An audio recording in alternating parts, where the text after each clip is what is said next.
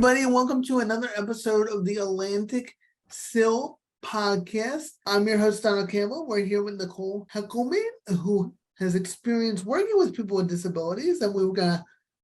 She was connected to me by our podcast producer, who I always like to shout out, Jacob Seeger. Also like to shout him out because I think he gets a little embarrassed. So I like to, keep him on his toes. So, hi Jacob. So Nicole, tell us about I always like to start with people's origin story in disability world. So how'd you get involved in disability services, and what are you doing now? All right, so I currently still work at the school. I am on the school's behavior team, so I'm one of the behavior techs in Little Egg Harbor. I got involved working with adults and children with disabilities at a high school. My cousin was in a bad accident in elementary school, and he was in a wheelchair, so he had to have a lot of extra assisted services, and I was very interested in it. So I started working with a couple programs in high school, and then at a high school, that's what I wanted to do. So that's what I was going to school for, and I started working at the school 20 years ago, and here I am now. That's awesome. So when you say you're on the behavioral team, what do you do now? Are you focused on students transitioning? What is your kind of wheelhouse? Okay, so I do a little bit of everything. As the school's working on the behavior team, I do social emotional groups with students. I support our self-contained programs and help with like behavioral needs, de-escalating children or helping them work on things that they're working on. And then I work with some of our gen ed population as well. And that's just a lot of behavioral support. So going in there and adding in positive behavior supports to help shape some of their choices as students. Yeah, I think that makes perfect sense. How did you get to this part? You just told me in the beginning of how you got interested. What has your work been like over the years? So I started when I first got hired. I was hired to work in an autistic program. So I worked in the autistic program for the first 4 years of working there. From there, I tended to have a nice compassion. I built relationships with some of our students with more behavioral disabilities. So I ended up being moved into a behavior program. So I've worked in the behavior program for, I think it was almost 15 years. And then they offered us during COVID the opportunity to get our extra behavior certifications. So I took advantage of that and popped into this position, which I love. So that's awesome. And how would you what would you define as a behavioral disability? Because I think when people hear that, yeah, don't know what that means. A lot of the times I would say it's some of my students. Typically, my students are academically on grade level. They are socially pretty close to grade level. A lot of my students, it's that component of not understanding when they're told no, not accepting of being told no. A lot of it can do with work refusal and not wanting to have the need or the want to complete an assignment or, to keep themselves more in control with their emotions. So that's a lot of what we do work on together.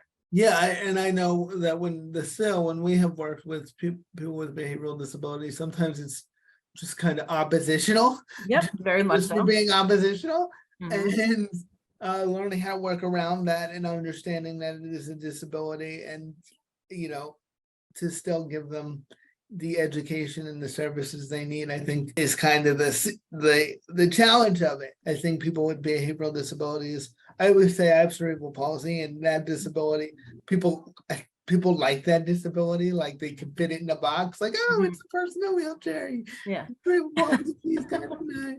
But like, I always have a lot of sympathy to my people with disabilities who are unseen, and like behavioral people, just like, oh, that kid, they're just not a good person, or they just have an attitude.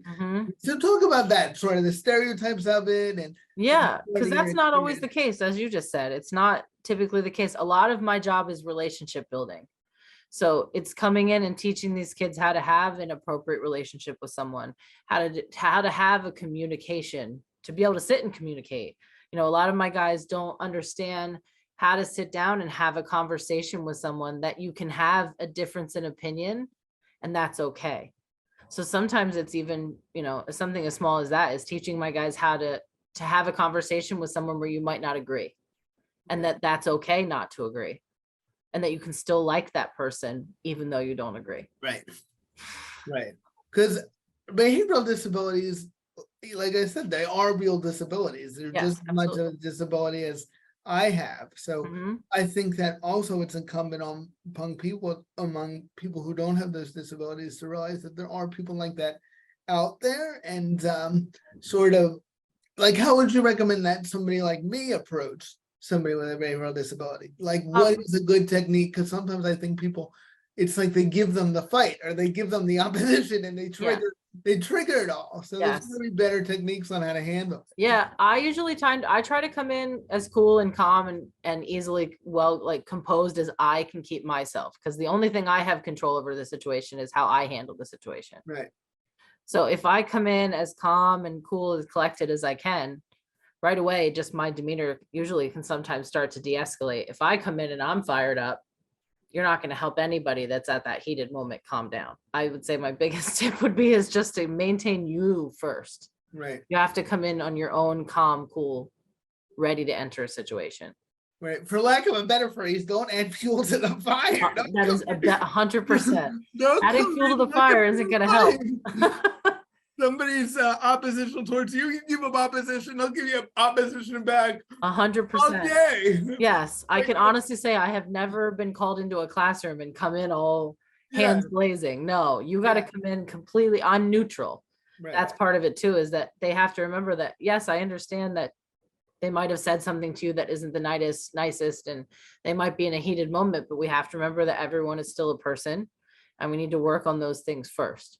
Right, right. And how do you like, because obviously when you have behavioral disabilities, there are consequences to some of those behaviors out in the real world. So how do you both understand the disability, but also help them understand accountability and transition so they can transition to their next phase of life? Like, how do you balance that compassion with like okay, you can't go in your job and start yelling at your boss, and not everybody's going to be as understanding as you are or that I am about a situation.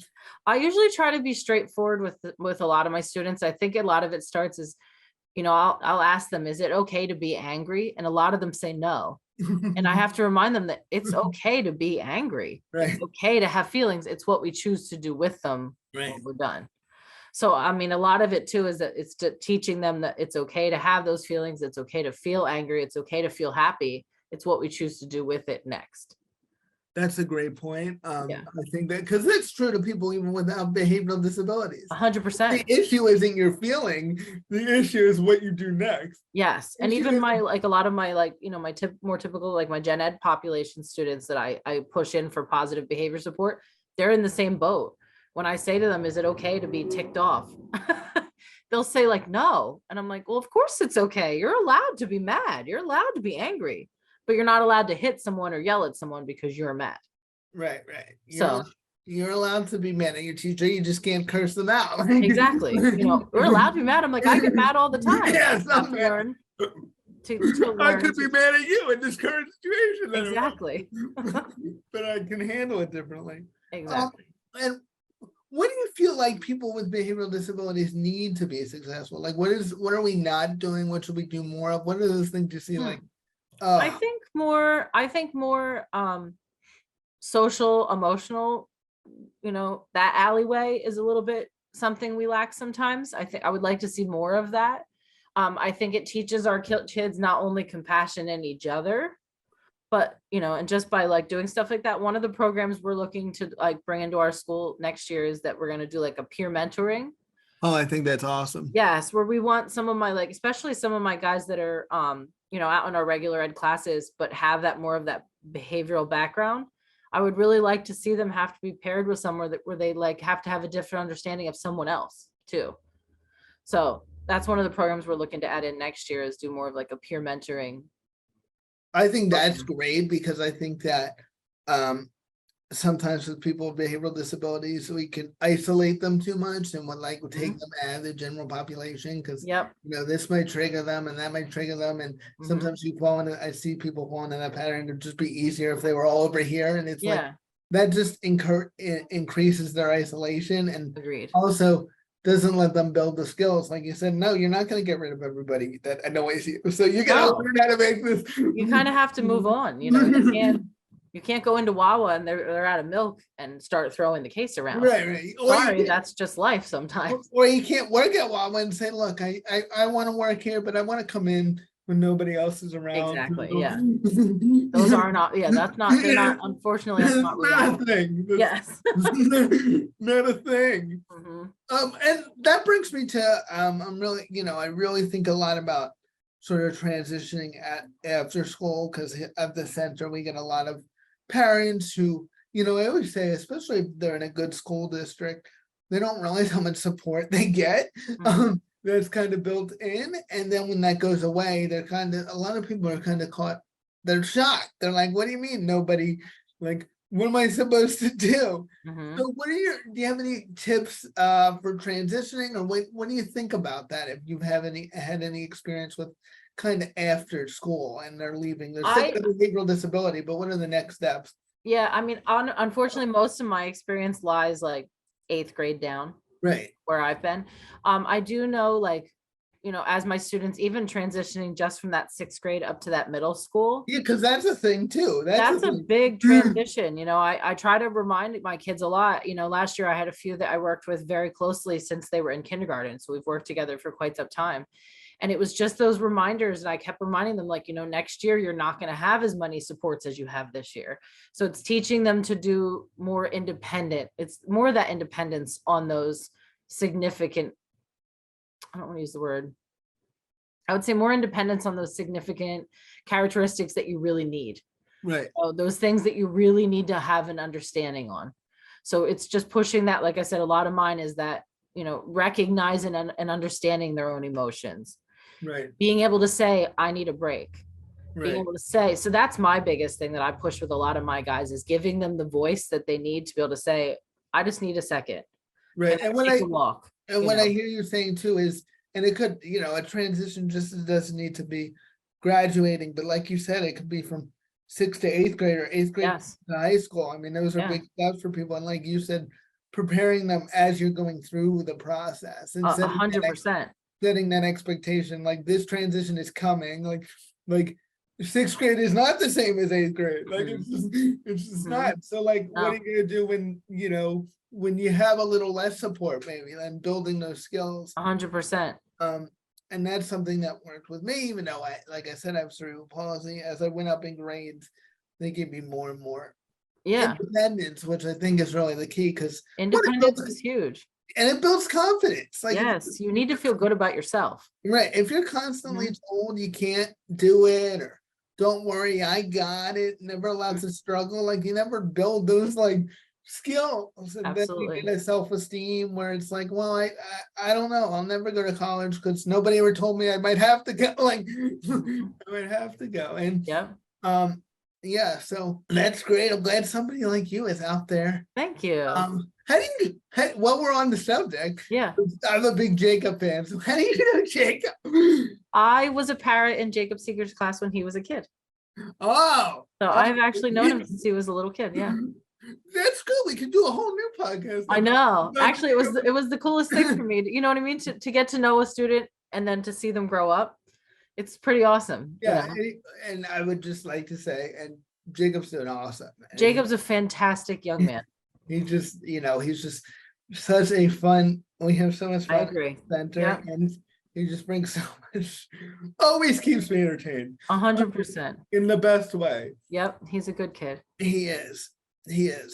So, what would you want? Like I said, as we're wrapping up, and we try to keep these podcasts short and sweet. What would you want somebody to take away? Because as you know, there's just a lot of misunderstandings about behavioral disabilities, like especially. And I always feel like that, like I said, they get especially the short end and the sick. So what would you want somebody, like if somebody said to me, like I could see an employer saying to me, oh, I would never hire somebody with that kind of disability. It might not, they're not going to say that, No, of course. Say that under their breath, but like, people with behavioral disabilities work every day. So what would you tell people who are making those stereotypes and those assumptions? I guess what I would like to say to people is just to give someone a chance to try and have that relationship with them. Because again, I find that's my biggest thing. My strongest, I think, with my students is that I build relationships with them. So once you have that relationship, I feel like a lot of the times they don't want to see me disappointed in them. That's a great point. So, and I'm able to then take that, okay, you don't want to see me disappointed. And then my job is to teach you that you don't want to be disappointing yourself. That's a great point. That just triggered, I think like the key, like before you start anything, it's about, you got to build that relationship, and Yes. establish that trust. Yeah. And like, listen and like understand instead of Mhm. coming from like a top down all the time. And Absolutely. once you have the relationship, it's easier to do those things, like hold them accountable and all that Yes. stuff. Yes. And I find too, like I feel like, a lot of my students, I build a good relationship with them, and I also have like realistic expectations. Right. I understand where we're at and who we are, and I want to build from where we're at. But I'm also one too that, like you had mentioned earlier in our conversation about, like, there has to be like consequences and there has to be follow through. I always have realistic consequences also. Right. Right. They know my expectations. So just me being disappointed most of the time is enough. Disappointment kills. Yeah, they don't want to see me disappointed. Somebody you care about, somebody you have a relationship Yes. with, don't care disability or not. No, I mean, I've seen kids just stop having full temper tantrums, and I walk in and they're like, oh no, she's gonna be so upset. I'm gonna have to explain this. I'm gonna have to explain. We're gonna have to talk about it. She just said to my teacher that I was gonna be fine in this class, and now Yeah. I'm Yeah. gonna have a tantrum. It's like this Yeah. whole thing. So I think also giving people a chance. I think Yeah, 100%. You have to give everyone a chance and realize that everyone sometimes needs a fresh start. And I say this all the time when I'm talking to people about like hiring people with disabilities. Like, people with disabilities have the right to fail too, and to like Agreed. why don't they get that chance too? Like, people without disabilities and without behavioral disabilities, they get to do, they get to have struggles and leave their jobs all the time and then not work out. Like, nobody makes it a crisis, but when it's a person with a disability, it's like everybody Yeah. oh, Yeah. what happened? It's like, I don't know. Like, if they don't work out, then you fire them just like you would fire any employee. Like, 100%. but we don't know. Maybe they'll be your best employee ever. Like, that happens too. Yeah, you never know. Maybe they'll be more understanding, because they're used to being not understood. Like, they bring a lot to the table. So it's always just, I think you're right. Just give them a chance. See what happens. You're not, it's not a lifetime commitment. So no, you're right. And I like what you said. I 100% agree that everybody makes mistakes. Right. Everybody on the whole planet makes mistakes. And I call those mistakes to my guys hiccups. That's just a hiccup. Yes. It's a hiccup. And now we go back up again. Learning from it and moving on. Like, and that's the thing too. Maybe we'll talk about this too. Like, also teaching that, because a lot of the people I work with too with behavioral disabilities, like, they'll hold on to the mistake, and it's like learning how to, like, all right, that was yesterday, we learned, don't beat yourself up too much about it. Like, move on. So I agree. So just that resilience too. Well, this was a great conversation. Thank you. I appreciate it, Donald. I really am glad. And again, I just want to do a whole podcast about all the embarrassing stories, about Jacob's. I think it'd be a great idea. And he would love it, because he'd also have to edit it. So that'd be. I know. Oh my goodness. He'd be like, this is out. This is out. No, I always was a huge fan of him. I've always been a big fan. Well, like I said, I was lucky enough, and this is turning into like a Jacob commercial, but that's okay. It's okay. I was lucky enough to be referred to him, and because I was looking to start a podcast, I'm like, oh, let's start a podcast. It's just like, somebody told me, Fran, who's a great person, also needs to be on this podcast. So there's this great kid, Jacob, you'll like him. And I just met him once, and again, giving people a chance. I just hired him right away, and it was a great decision. So again, people with disabilities bring a lot to the workforce. And I agree. Behavioral, not, and sometimes even the words behavioral is like, I know. I think they're just running around yelling at everybody all day, which is not even the case. Sometimes it's like kids that are, small blips. It's not true. So just, I think just changing our framing of it, and also realizing that these people are here and we want them to be contributing members of our community. So I think that's the part of my job that I love the most, is I give people a different perspective on the students. Right. Because they see me build these relationships and these kids that no one has been able to build a relationship with. And now they're in my office helping me water my plants. Right, Or right. they're in my office, or they come running up to give me hugs, and everyone's kind of like, what? So I think sometimes just that on its own is like my favorite part of my job, because it Right, gives I'm sure everyone you've- else a different perspective. Right, on it. I'm sure you've had that before. Oh, you'll Yeah. never get this person. Yeah, to all do the it. time. It's If like, you I can think- help this one, you must be a miracle worker. Like, it's not a miracle worker. I just take the time to learn them. Which is also just a mentality that is so wrong too, because I agree. kids pick up on that. They They, sure like do. you may think, oh, I'm just saying this to Nicole. they Like, know. I hear you saying that. They hear you Yes. saying that. So Yes. you basically told them under Yes. breath that they Exactly. can't change. So why are they going to? That Yep. there's nothing they can do. So I have a trademark phrase with my students, and I say to them all the time, is I will always be honest with you, whether you like to hear what I have to say or not. well, and I think we'll But it's close the on- truth. I think we'll close on that too, because I wanted to talk about that. That was something that was in my head. Yeah. I think sometimes, I know especially with me, it's still amazing how when people see disability, they turn into like they can't talk to you.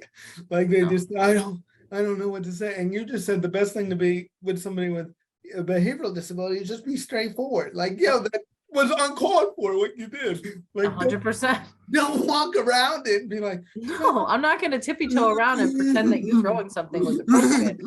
Or just slam my door and I don't know, Yeah. get you upset. Like, no, you Yeah. can't slam my door. So I think Yeah, treating people with disabilities like you would treat anybody else is just 100%. important. And doing the condescending kind of patting on the head just doesn't No. it just annoys people even more, and it's never gonna Oh. work. I treat people the way I would like to be treated. Yes, and No. I still get the question, how should I treat people with disabilities? Like everybody else. Just like everybody else. That's it. Yep. Like everybody else. It's not Mhm. that hard, but you No. know, on the 30th third anniversary of the ADA, you and I are still out there fighting that. We got fighting this.